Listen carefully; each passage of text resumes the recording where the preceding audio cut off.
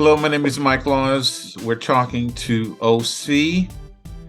Today, OC has been very successful in implementing a program, a test pilot that we're actually doing in Montgomery County Black Caucus. OC, can you tell us about what the problem was, how we addressed it, and what you've been doing?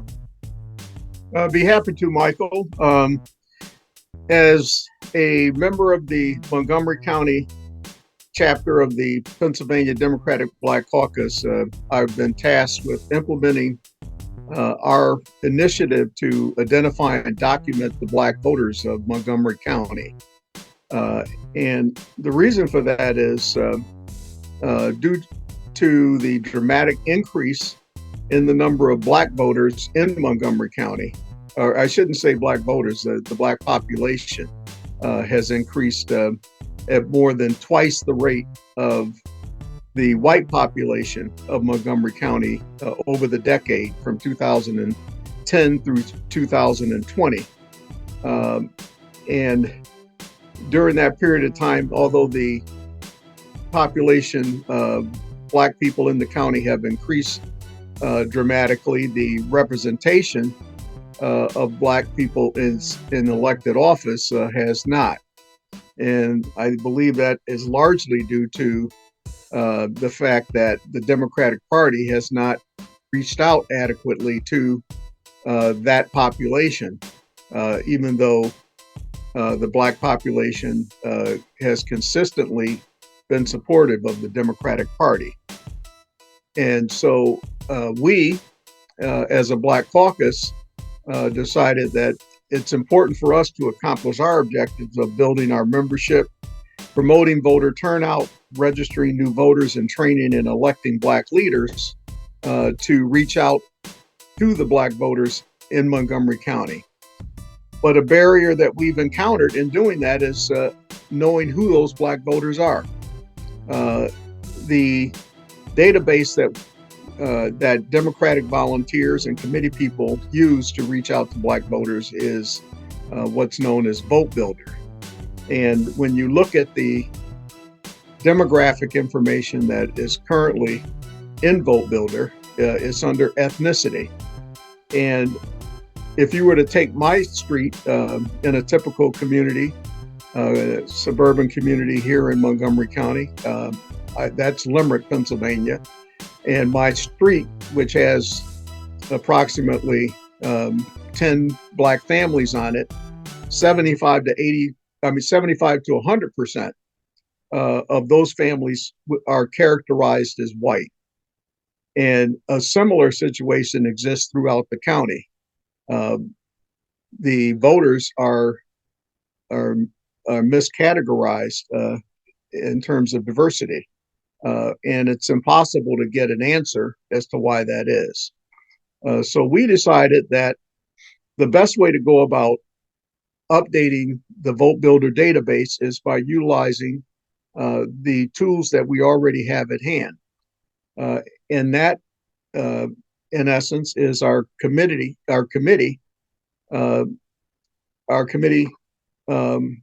people who every election cycle are at the doors talking to voters, and they're in a position to identify when they come in contact with the Black voter.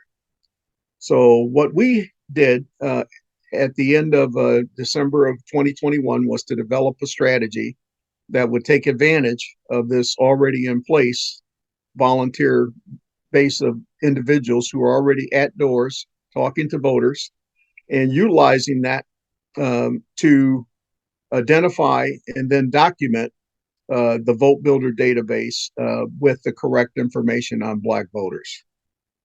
So what did that look like? Well, first we had to determine how we were going to do the documentation. And that involved coming up with an activist code. So we worked with the Montgomery County Democratic Committee, who is in charge of the Vote Builder database in Montgomery County, to come up with an activist code for Black voters. That activist code is The acronym MCBC, which stands for Montgomery County Black Caucus. So that activist code was created by the Montgomery County Democratic Committee. And now that we had the activist code, the activist code could be incorporated into scripts that were used for canvassing. And when the volunteers and committee people are at the doors and they come in contact with the Black voter, they can document either on their paper sheets or in the app version of Vote Builder, which is known as Minivan. There's a question that they can answer yes to, and that will automatically place the activist code on the voter record. So that's the way the mechanism looks. Now, the actual process of getting this put into place was a long and arduous one. It meant talking to a lot of people, getting a lot of people on board, getting processes in place, and the like. So during the 2022 election cycle, which involved elections at the state and at the national level, we had to work with the State House Coordinating Committee, the House Coordinating Committee, and with the combined campaigns, which incorporated the campaigns for the governor of Pennsylvania, the lieutenant governor, the Congress, congressional race, and the Senate race, as well as the presidential race. So that was the focus in 2022. I'm sorry, in 2022, it wasn't the presidential, it was the governor, the Congress, and the Senate. So we did get agreement for all of those groups to utilize the code in their campaigns, MCBC, and incorporate those into their scripts. And we began during the primary and the general election cycles with individuals identifying visually at the door Black voters when they came in contact with them, and documenting that. As a result of that process, we've had hundreds of Black voters that we have identified. We also had to do an additional communication step, which we're still involved in, and that is doing presentations with all of the 15 different areas of Montgomery County. Montgomery County has 15 different areas with multiple municipalities in each. As of the current date, we have done presentations with 11 of those 15 areas. So we only have 4 left to do. So this process is continually rolling out. We will eventually do presentations with all 15 areas, which will communicate the process to all of the committee people in Montgomery County, putting them in a position to implement the process. And so that's pretty much where we are today. We have our process in place with the activist code, which is available to be attached to scripts that are used by committee people and other volunteers, campaign volunteers, and others when they are knocking doors. And as a result, we are updating the Vote Builder database with correct information for Black voters. This process began in December of 2021 and will be ongoing forever because the database will always need to be corrected, updated, and corrected. So that's pretty much it. Well, thank you so much, OC. One additional question. You're the one I remember came to me and said, how do we actually identify Black voters? How do we make this thing happen?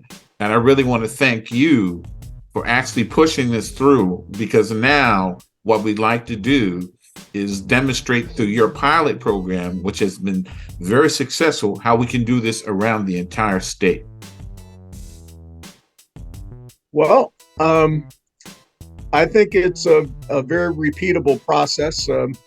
You were the one that, as you said, you had implemented this first in your area. And so we pretty much modeled what we did on what you did in your area. So what we have accomplished shows that it is a repeatable process. It's not that complicated. Again, the idea of using committee people and volunteers who are already at the door is just a common sense thing to do.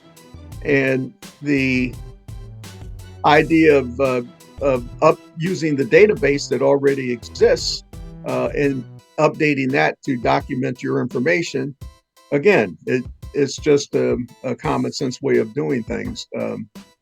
So it's a very repeatable process. It's on paper, so it could be shared. And Okay. it not only is, obviously it's not just something that you can do for the Black community. A question that I get in almost every presentation that I give is, well, why aren't we doing this for the Hispanic community or the Asian community or this community or that community? And the answer that I give is, we are the Black Caucus. So our focus is on Black voters. And so we're starting with that. But if any organization or group of people wants to do it for their ethnic group, they're more than welcome. We'd be more than happy to share with them the information. Okay, OC. Well, thank you so much for all the hard work you've done. You've always been a soldier for the cause, and we thank you so much. And this is Mike Law signing off for the Black Caucus statewide. Thank you so much, OC. A pleasure. Thank you, Mike.